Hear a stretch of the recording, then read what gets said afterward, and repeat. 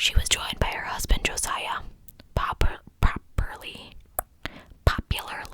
known as JB, and her children, Herman, Catherine, Boyd, and Paul, and two young friends of the Moore children who had also been in the evening's program, Lena and Ina Stillinger, came home with the Moores to spend the night. The following morning, June 10th, Mary Peckham, the Moore's next-door neighbor, stepped out the back door of her home to hang some laundry on the line. As she worked, quite some time passed, and she realized that not only had the Moores not been outside to start their own chores that morning, but that the house itself seemed unusually still. This was very strange, as J.B. Moore always left early for work, and Sarah was always up at dawn to start breakfast and the day's work. The Moore house was full of young children, and so the morning hours were always loud and boisterous.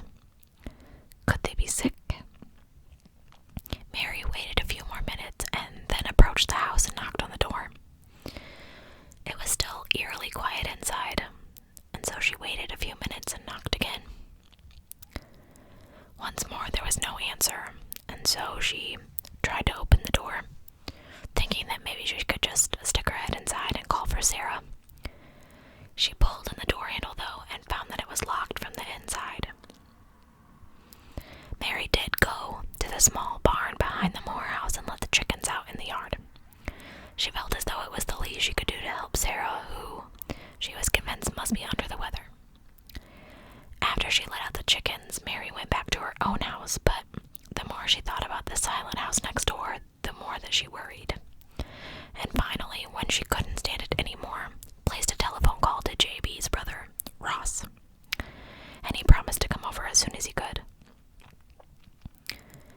This was the first step in what would turn out to be one of the most bungled criminal investigations of the era. When Ross Moore arrived at the home of his brother, he was met by Mary, who had continued to try and raise someone in the neighboring home. Ross tried the door himself and then leaned up to peer in a bedroom window. It was too dark for him to see anything, so he returned to the door, repeatedly banging on it and shouting for his brother and sister-in-law. There was still no answer, so he produced his own set of keys and looked through the key ring until he found the one that opened the front door. And as he pushed open the door, he stepped into the parlor with Mary Peckham behind him. He looked around, and seeing no one in the kitchen, called out, but there was no answer. On the opposite side of the parlor was a doorway that went into one of the children's bedrooms. He carefully opened the door and looked into the room. He nearly cried out when he saw two bloody bodies on the bed and dark stains on the sheet. He never looked to see who was lying there. He ran back to the porch and shouted for Mary to call the police because someone had been murdered. The city marshal, Hank Horton, arrived a short time later and searched the house. The two bodies in the downstairs bedroom were Lena Stillinger, age 12, and her sister Ina, age 8. The remaining members of the Moore family were found in the upstairs bedrooms. Every person in the house had been brutally murdered, their skulls crushed with an axe. Doctors concluded that the murders had taken place between midnight and 5 a.m. Two spent cigarettes in the attic suggested that the killer, or killers, patiently waited until the Moore family and Stillinger guests were asleep. The killer began in the master bedroom, where Josiah and Sarah Moore were sleeping.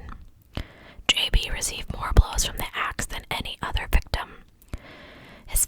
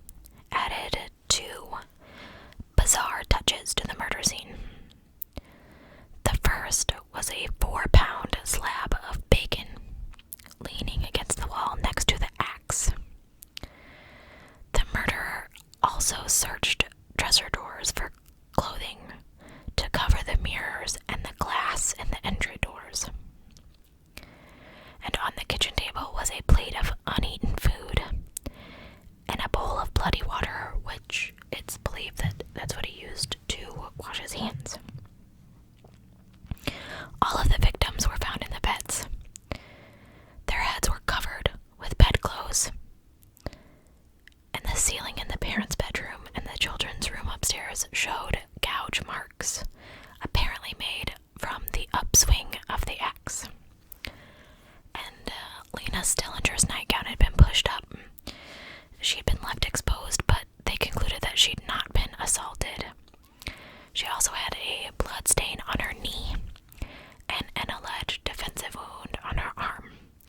So they believe that everyone was asleep except her. Almost as soon as the murders were discovered, the news of the massacre traveled quickly throughout Villisca. As friends and neighbors and curiosity seekers descended on the house, the town's small police force quickly lost control of the crime scene. It has been said that literally hundreds of people walked through the house, staring at the bodies, touching everything, and even taking souvenirs, before the Villisca National Guard unit arrived at noon to close off the scene and secure the home for state police investigators. It's easy now to blame the disastrous mismanagement on local police, but in 1912, such a crime would have been much more difficult to solve than it would be today. And, fingerprinting was still a new idea. Crime scene photos were rarely taken, and DNA testing would be unimaginable for decades to come. In short, the investigators in rural areas like this simply didn't see crimes of this magnitude in 1912. They did manage to make some notes of the scene, or all of the clues would be completely lost. As it was, though, any evidence was likely destroyed. Thanks to this, these murders remain unsolved. The Moore-Stillinger funeral services were held in Villisca's town square June 12th of 1912, with thousands of people in attendance. The National Guardsmen blocked the street as a hearse moved toward the firehouse where the 8 victims lay. Their caskets, not on display during the funeral, were later carried by several wagons to the Villisca cemetery for burial. The funeral procession was 50 carriages long.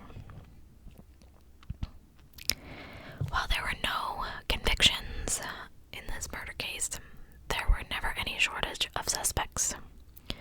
In the days that followed this crime, there were at least 4 suspects mentioned in every edition of the newspaper.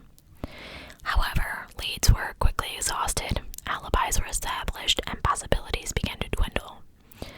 The local police, state investigators, and private detectives who were hired, and even amateur detectives looking for the reward that had been offered, combed the town and surrounding region, following every clue that was presented. Of course, dozens of theories were pursued, but each time the investigation seemed to get close to something, it fell apart again.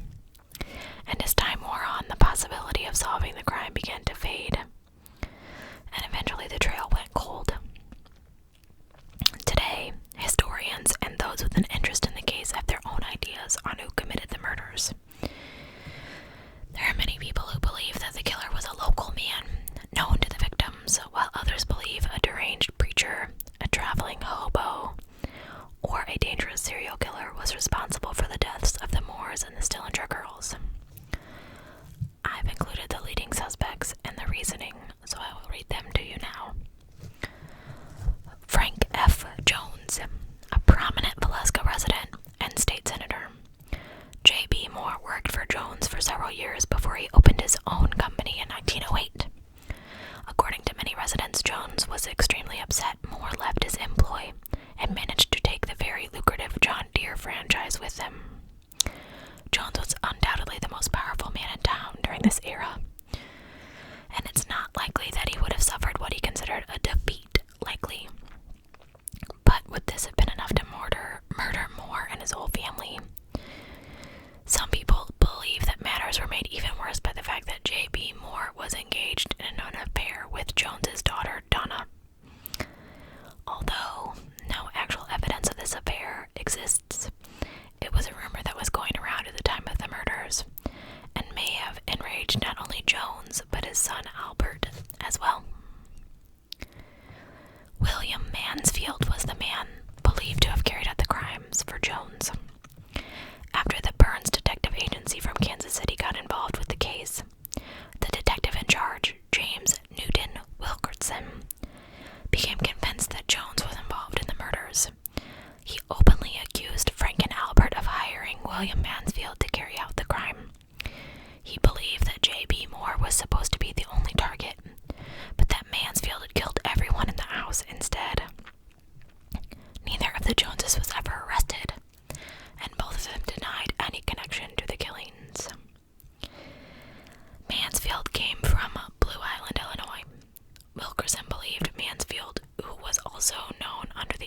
aliases of George Worley and Jack Turnbaugh, was a cocaine fiend and a killer who was responsible for other murders. His investigation revealed that all of these murders were committed in precisely the same manner, which led him to believe that one man was responsible for all. Wilkerson managed to convince a grand jury to open an investigation in 1916, and Mansfield was arrested and brought to Montgomery County from Kansas City. However, the accused managed to produce payroll records that showed he was in Illinois at the time of the Villisca murders. Without any other evidence to convict him, he was released. Reverend George Kelly, a traveling preacher, became another prime suspect in the murders. He was described as a spidery little man with protruding ears, a prominent nose, a high forehead and wide mouth with large lips that seemed to turn down at the corners even when he smiled. People recalled his dark eyes, and they were disconcerted by his mannerisms. He was easily excited and often ranted and spoke so fast that he was sometimes impossible to understand, like me. He was also said to drool excessively and sprayed spit all over those that were close to him when he talked. Ew.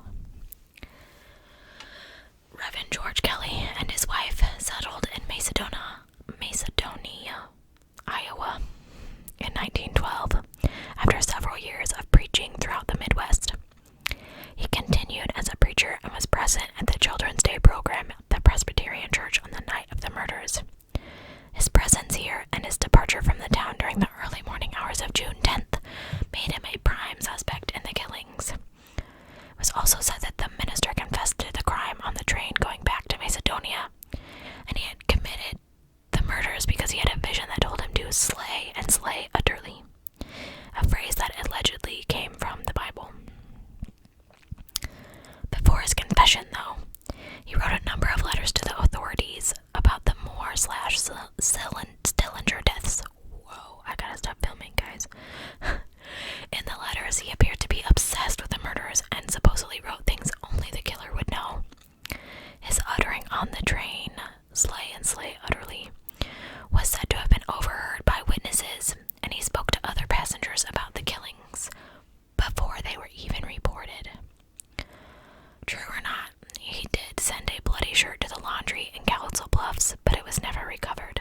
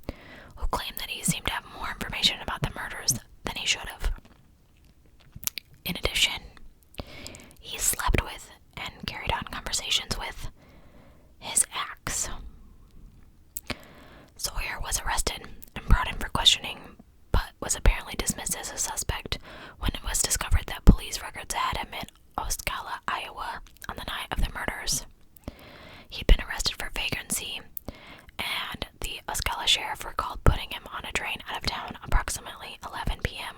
the night of June 9th. Could he still have made it to Villisca to carry out the murders? His boss and other nervous men on his crew believed that he could, but the concerns were dismissed, and Sawyer vanished into history.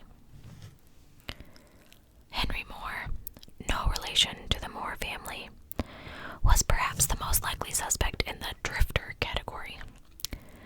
Although accused of some of the same crimes as William Mansfield, he was actually convicted of axe murders shortly after the events of Villisca.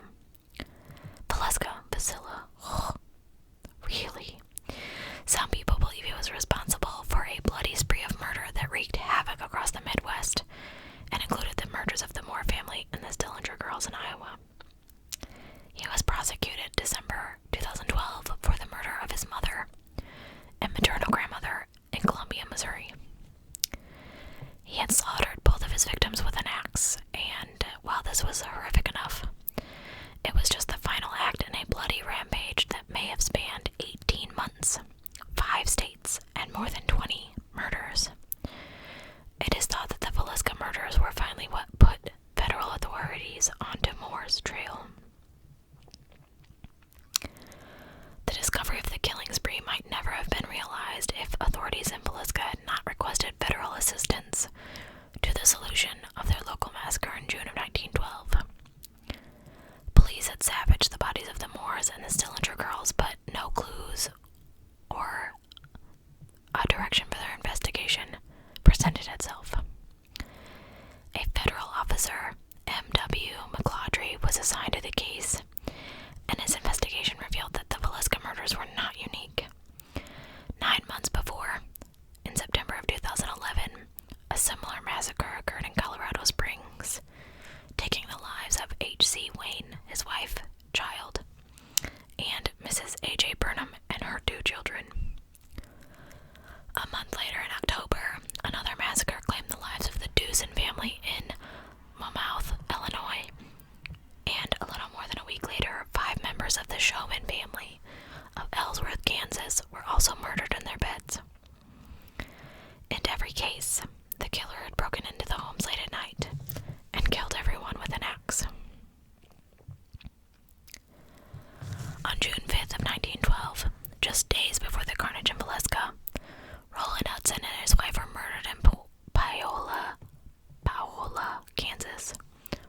The murders were carried out in the same way as the earlier crimes and would, just as the ones that would occur a short time later in Villisca. McClawdry was convinced that a transient maniac was responsible for all of the murderers, and while he was a hard-working investigator, it would be coincidence and good luck that would point him in the direction of Henry Moore. McClawdry's father was the warden of the federal penitentiary at Leavenworth, and was a man with many contacts within that prison system. When he heard about the case of Henry Moore, who was serving a life sentence in Missouri for the December 2012 murders of his mother and grandmother, he informed his son. And after comparing the evidence in all the cases, capped by interviews with Moore, McClawdry announced on May 9th, 1913, that the books had been closed on 23 Midwestern homicides. Unfortunately, no one took the findings seriously, and most were happier to believe that the real killer was Reverend George Kelly, who had confessed to the murders. During all of the publicity surrounding the trials, the information collected by M.W. McClawdry had been largely forgotten, and in spite of this, McClawdry remained convinced of Moore's guilt and always believed that he had solved the Villisca murders. Officially, however, the case remains open today. I have no idea how we would solve a case from 1912, more than 100 years later, but you never know.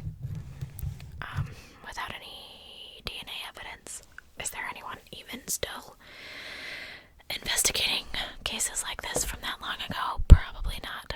So unfortunately, all those people died and never got any sort of